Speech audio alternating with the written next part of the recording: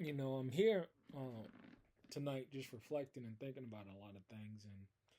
And as we know, today is the 4th of July. And it means many different things to many people. And when it comes to my family, uh, my uncle served in Nam. My father, biological father, served in the military.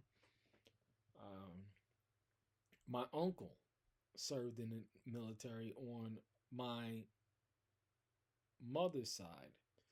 So at least I have three military men that has served in wars uh, during their lifetime. And one of the things that shaped and molded me was their experiences of what I saw in particular.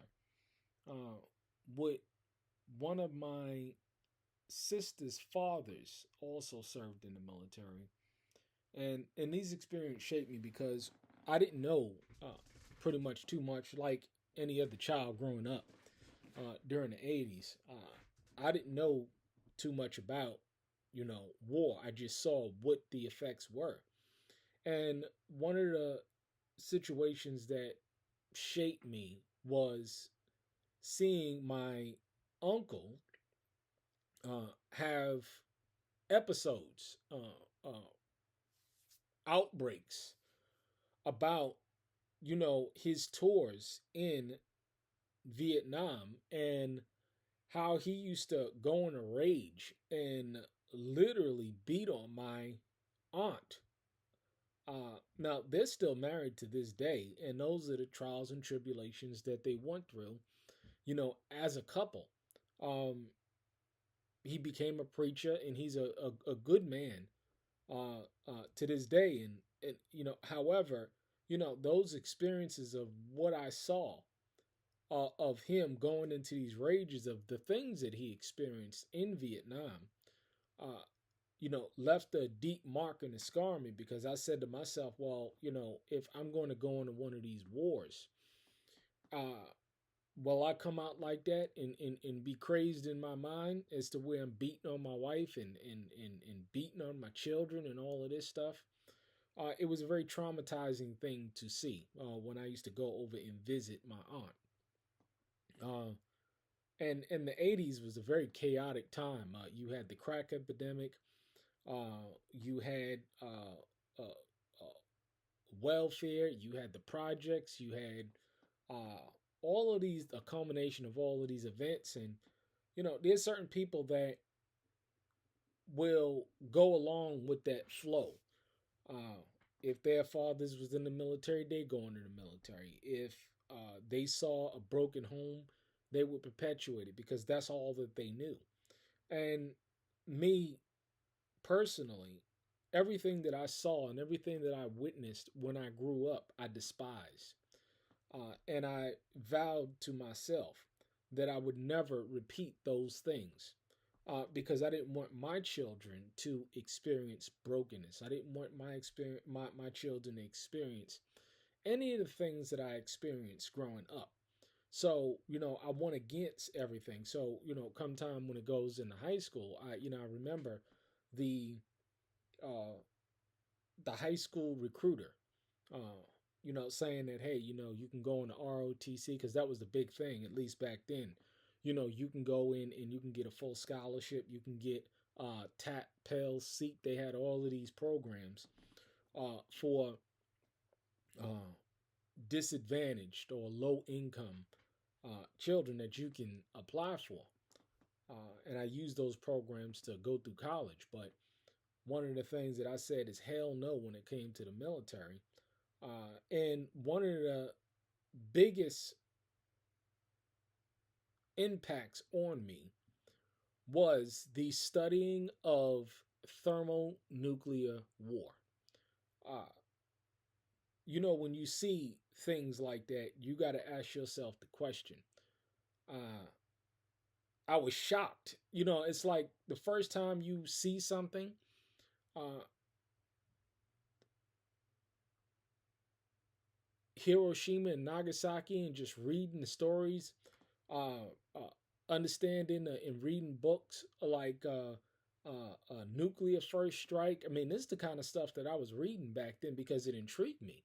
Because it said, I question what crazy people would create a bomb that can incinerate people and kill millions of people at once. What mind would think up such a thing? It has to be a very sick, deranged mind. And not only that, uh, for one to use a weapon of that magnitude. So I studied MIRV, MERVed. I understood, kilotonnage. I mean, I was just fascinated with this stuff and realized, and this is the kind of stuff that I was asking in high school. I said, is anybody aware that these things happen and that we could be in New York City or a major city and this one of these things can go off and the calamity that can take place is a direct result? I was asking myself this question in high school. Um, and I remember a military recruiter, and I asked him about this stuff in front of a group of people that, how they come in and they recruit and you can get to ask questions. And I asked questions. I said, I was asking questions about this stuff. And they didn't pretty much have any answers. And at that point in time, I knew that this was not an organization that I would kind of learn any kind of morals and values from whatsoever. I believe, and I still believe to this day, that the United States Army is an immoral, bankrupt, criminal, psychopathic, demonic organization. And we have the proof, whether it's Vietnam, World War I, World War II, because all wars are bankers' wars. None of these people have ever, I believe, protected anybody's liberties in the United States of America. My personal opinion is that these people are criminals. They are actual criminals, and they should be charged as such.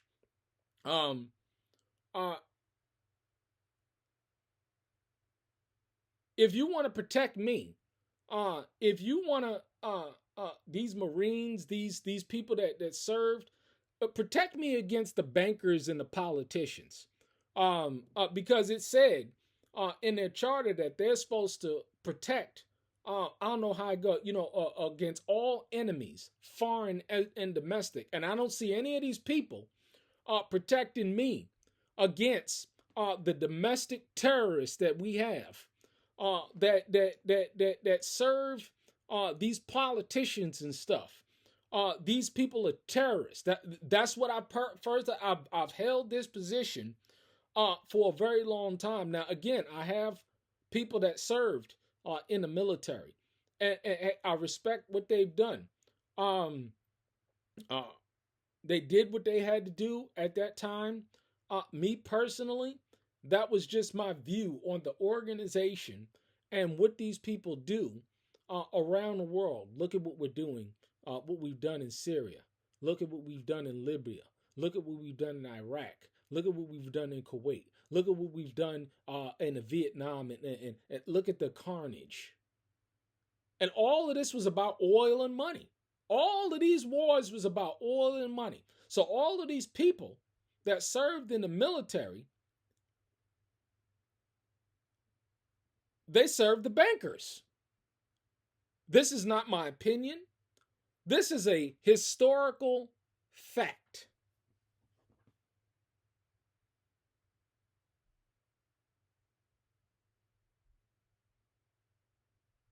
I know it's a very touchy subject because I see people that served, they're giving honor to their fathers and to their mothers that served in the military, and I respect that. But everybody's entitled, according to the First Amendment. We're all entitled to freedom of speech, and as a direct result, these people are supposed to be protecting my freedom of speech. But with all of this tyranny going on, I don't see that taking place. I don't see that happening at all. Because, hey, when you're getting a monthly check from these people, you ain't gonna stand up against these people in defiance of all of the laws and the Constitution that they've broken. I've never talked about this. Uh, I know it's a very touchy subject, uh, and people feel as though these people deserve honor and respect for the service that they've done to this country. Personally, I don't believe not a one of them. Not a one of them in the Army has served this country and serving the people. Not one of them in the Navy serves this country or these people. Not one of them in the Air Force has ever served the people of this country or really protected the people. Because what wars have really, who's really been, with the greatest military force, who can oppose us? At this point in time. And I believe, the divine judgment is coming to this country because we've killed, maimed, robbed, cheated, stealed, using these military men all over this world. And, I was watching the Born on the 4th of July movie. These movies I've watched in the past and how they treat the military veterans. I look at today on the street corners how they treat the military veterans, and people don't seem to get it. People seem to still serving in these offices, waiting for their pensions. They got to get the vaccines, and they got to, it's pretty sad. It's pretty sad to see what they actually do and who they actually serve. Now, again, hey, I know people that out there that is either in the military or served in the military. And hey, that's between you and y'all. That's between you and your moral and value system. Me personally, there's no way in hell that such people or such organization can teach me anything, nor will I want to learn anything from these governmental entities. It's sad to see what's going on and how your taxpayer money, your second-class wage citizens are going towards funding wars in third world countries to enslave people that have my color hue skin. How dare anybody say that these are honorable organizations or that they produce honorable people? My personal humble opinion is that they're all criminals. And that these organizations need to be shut down because I don't see them doing any good for the people of this country nor the people of this world. Now, sure, if we have a situation where a foreign entity is coming in, that's the only time that we should be engaging in any wars, like the founding fathers have stated. Outside of that, we should be minding our business as a country. We should be minding our business. But no, you know why we can't? Because we live in a consumerist society. And in order to get the resources to fund the lavish lifestyle of the average American citizen, the poorest American citizen in a third world country would come off as a rich person. It's amazing how we're poor here, but we're the most morbidly obese society probably that's ever existed in Maine. It's pretty sad. But that's just my take on it. I mean, just like you have a right to your opinion, I have a right to mine. But when we look at the facts of history, when we look at the facts of the wars that are going on right now, and how you fund them with your tax dollars, it's pretty sad and it's immoral. And this is why I'm all about living a peaceable, quiet, set apart life. It's pretty sad. It really is. It's a very disturbing thing. to see what's going on and watch these parades, and have these people spew out all types of honor and code and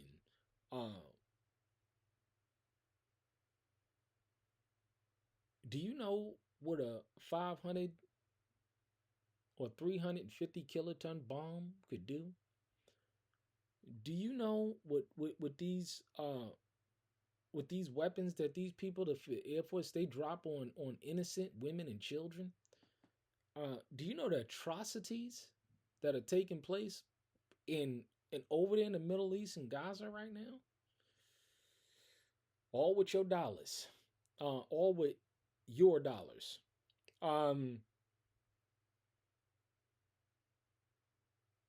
And all of these military men that are over there fighting, thinking that they're fighting for your freedoms. But hey, I can assure you, after my own due diligence and independent research, the Korean War, the Vietnam War, World War I and World War II were all based on lies. The Gulf of Tonkin, Pearl Harbor, 9/11, the war on drugs, the war on... See, this is all a war on you, the American people. They were all based on lies. And when you serve in an organization, not to mention the CIA, the FBI, the NSA, war criminals, they've produced nothing but war criminals. It's pretty sad. So this is why I never served in the military. I found it to be a very despicable organization, a very immoral organization. Now, sure, can you learn tactics and how to kill people with your thumb and this, that, and the third? Sure, you can. And I guess, if you learn that, I guess the ends justify the means. Or if you're getting a nice fat military check, I guess the ends justify the means. And we, folks go to sleep at night thinking that they have served their country, when all they've done is serve the bankers in the destruction of this country. You don't believe it? Look at how they treat their own veterans. Look at how they treat them. Sad, isn't it? Very, very despicable organizations. Very nasty business. It's amazing how people get up and twist, warp, and distort these things. But look at the history. Don't let people deceive and lie to you. All of these wars have been bankers' wars. And, I live you with the, Smedley Butler. He was an admiral. He said war is a racket, and that's all it is. I think he would know more about it than any of these people that's been in the armed forces today, because he's seen wars on continents. And hey, if a man has traveled much, he's known that, and he achieved the highest of honors in this military.